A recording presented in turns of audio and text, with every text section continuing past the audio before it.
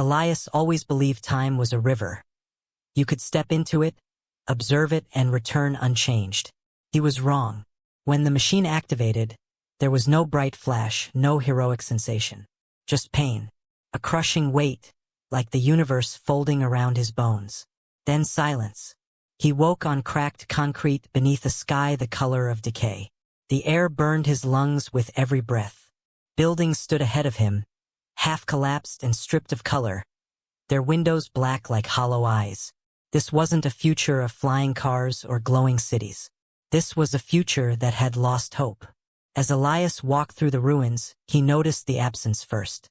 No birds, no wind, no distant hum of life.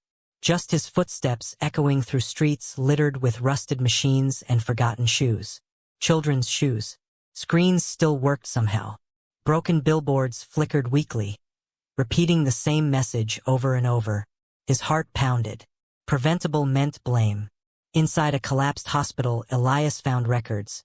Names crossed out in red, entire generations erased by famine, war, and something called the silence event.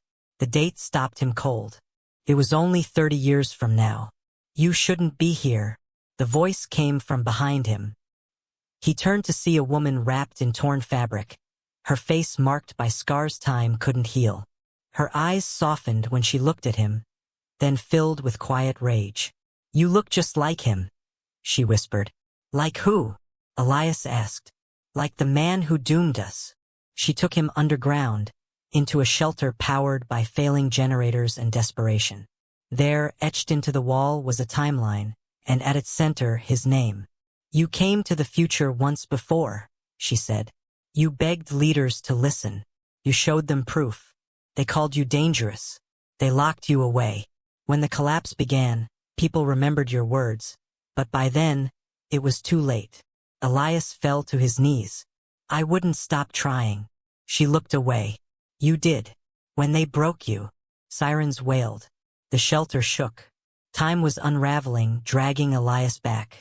The woman grabbed his arm, tears streaking down her face.